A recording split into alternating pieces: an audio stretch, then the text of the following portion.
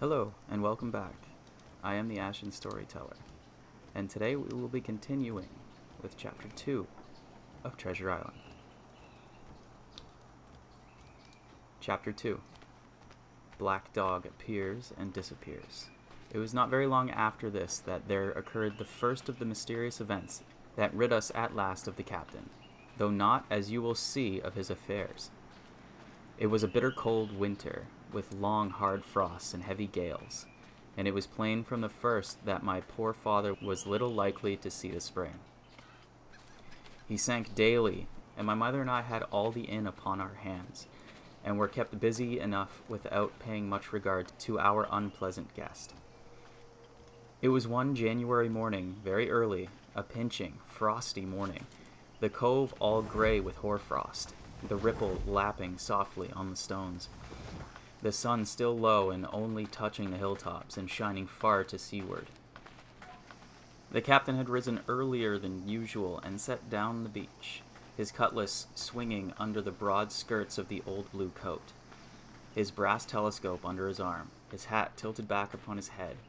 I remember his breath hanging like smoke in his wake as he strode off, and the last sound I heard of him as he turned the big rock was a loud snort of indignation, as though his mind was still running on Dr. Livesey. Well, my mother was upstairs with my father, and I was laying the breakfast table against the captain's return, when the parlor door opened and a man stepped in on whom I had never set my eyes before. He was a pale, tallowy creature, wanting 2 fingers on the left hand, and though he wore a cutlass, he did not look much like a fighter. I had always my eye open for seafaring men with 1 leg or 2, and I remember this one puzzled me.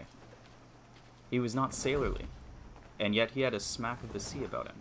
I asked him what was for his service, and he said he would take rum, but as I was going out of the room to fetch it, he sat down upon a table and motioned me to draw near.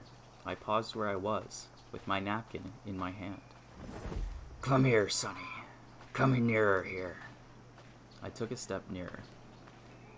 "Is this here table for my mate Bill?" he asked with a kind of leer. I told him I did not know his mate Bill, and this was for a person who stayed in our house, whom we called the captain. "Well," said he, "my mate Bill would be called the captain, as like as not. He has a cut on one cheek, and a mighty pleasant way about him. Particularly in drink has my mate Bill. We'll put to it, for argument like, that your captain has a cut on one cheek, and we'll put it, if you like, that the cheek's the right one.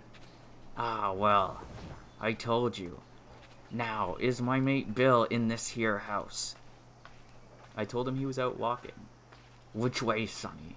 Which way has he gone?"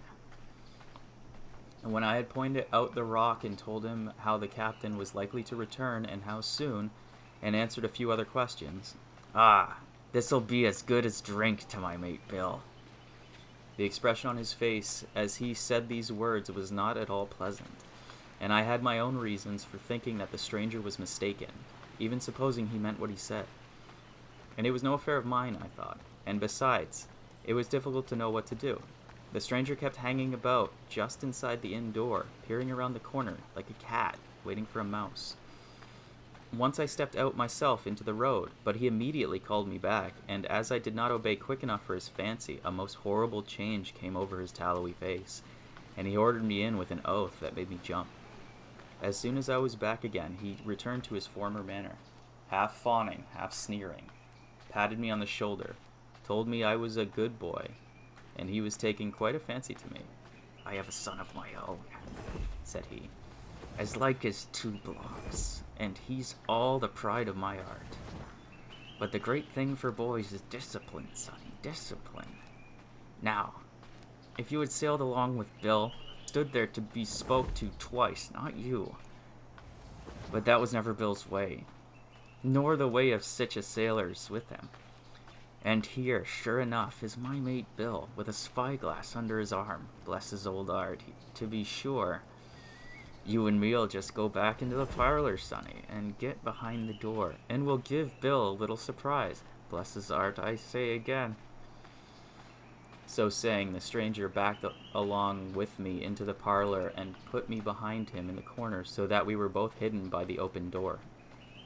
It was very uneasy and alarmed, as you may fancy, and it rather added to my fears to observe that the stranger was certainly frightened himself.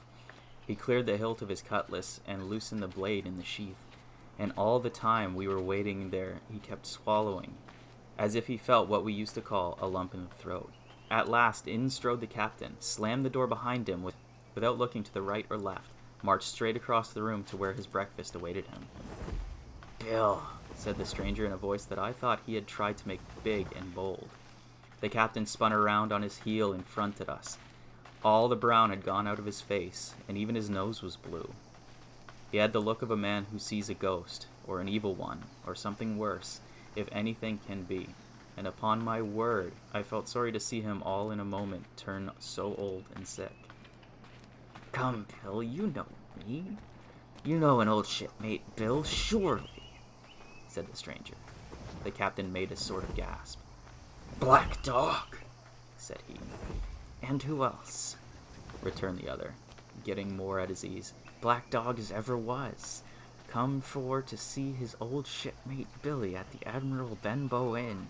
Ah, Bill, we have seen a sight of times, us two, since I lost them 2 talons, holding up his mutilated hand. Now look here. You've run me down. Here I am. Well then, speak up. What is it? That's you, Bill, returned Black Dog. You're in the right of it, Billy. I'll have a glass of rum from this dear child here, as I've took such a liking to, and we'll sit down, if you please, and talk square, like old shipmates. When I returned with the rum, they were already seated on either side of the captain's breakfast table. Black Dog next to the door and sitting sideways, so as to have one eye on his old shipmate, and one, as I thought, on his retreat. He bade me go and leave the door wide open. None of your keyholes for me, sonny, he said, and I left them together and retired into the bar. For a long time, though, I certainly did my best to listen. I could hear nothing but low gattling. But at last the voices began to grow higher, and I could pick up a word or two, mostly oaths, from the captain. No, and an end to it, he cried at once, and again. If it comes to swinging, swing all, say I. Then all of a sudden there was a tremendous explosion of oaths and other noises. The chair and table went over in a lump, a clash of steel followed, and then a cry of pain. And the next instant I saw Black Dog in full flight, and the captain hotly pursuing, both with drawn cutlasses, and the former streaming blood from his left shoulder. Just at the door the captain aimed at the fugitive one last tremendous cut, which would certainly have split him to the chine had it not been intercepted by our big signboard of Admiral Benbow. You may see the notch in the lower side of the frame to this day. That blow was the last of the battle. Once out upon the road, Black Dog, in spite of his wound, showed a wonderful clean pair of heels and disappeared over the edge of the hill in half a minute. The captain, for his part, stood staring at the signboard like a bewildered man. Then he passed his hand over his eyes several times, and at last turned back into the house. Jim, says he. Rum. And as he spoke, he reeled a little and caught himself with one hand against the wall. Are you hurt? Cried I. Rum. I must get away from here. Rum! I ran to fetch it, but I was quite unsteadied by all that had fallen out, and I broke one glass and fouled the tap. And while I was still getting in my own way, I heard a loud fall in the parlor, and running in, beheld the captain lying full length upon the floor. At the same instant, my mother, alarmed by the cries and fighting, came running downstairs to help me. Between us, we raised his head. He was breathing very loud and hard, but his eyes were closed and his face a horrible color. Dearie me, cried my mother. What a disgrace upon the house, and your poor father sick. In the meantime, we had no idea what to do with the captain, nor any other thought but that he had got his death hurt in the scuffle with the stranger. I got the rum, to be sure, and tried to put it down his throat, but his teeth were tightly shut and his jaws as strong as iron. It was a happy relief for us when the door opened and Dr. Livesey came in on his visit to my father. "Oh, doctor," we cried, "what shall we do? Where is he wounded?" "Wounded? A fiddlestick's end," said the doctor. "No more wounded than you or I. The man has had a stroke, as I warned him. Now, Mrs. Hawkins, Just you run upstairs to your husband and tell him, if possible, nothing about it. For my part, I must do my best to save this fellow's trebly worthless life. Jim, you get me a basin." When I had got back with the basin, the doctor had already ripped up the captain's sleeve and exposed his great sinewy arm. It was tattooed in several places. "Here's luck," "A fair wind," and "Billy Bones his fancy" were very neatly and clearly executed on the forearm, and up near the shoulder there was a sketch of a gallows and a man hanging from it, done, as I thought, with great spirit. "Prophetic," said the doctor, touching this picture with his finger. "And now, Master Billy Bones, if that be your name, we'll have a look at the color of your blood. Jim," he said, "are you afraid of blood?" "No, sir," said I. "Well then," said he, "you hold the basin." And with that he took a lancet and opened a vein. A great deal of blood was taken before the captain opened his eyes and looked mistily about him. First he recognized the doctor with an unmistakable frown. Then his glance fell upon me, and he looked relieved. But suddenly his color changed, and he tried to raise himself again, crying, "Where's Black Dog?" "There's no black dog here," said the doctor, "except what you have on your own back. You have been drinking rum. You have had a stroke, precisely as I told you, and I have just, very much against my own will, dragged you head foremost out of the grave. Now, Mr. Bones—" "That's not my name," he interrupted. "Much I care. It is the name of a buccaneer of my acquaintance, and I call you by it for the sake of shortness. And what I have to say to you is this: one glass of rum won't kill you. But if you take one, you'll take another and another, and I stake my wig, if you don't break off short, you'll die. Do you understand that? Die and go to your own place, like the man in the Bible. Come now, make an effort. I'll help you to your bed for once." Between us, with much trouble, we managed to hoist him upstairs, and laid him on his bed, where his head fell back on the pillows as if he were almost fainting. "Now mind you," said the doctor, "I clear my conscience. Then the name of rum for you is death." And with that he went off to see my father, taking me with him by the arm. "This is nothing," he said as soon as he had closed the door. "I have drawn blood enough to keep him quiet a while. He should lie for a week where he is.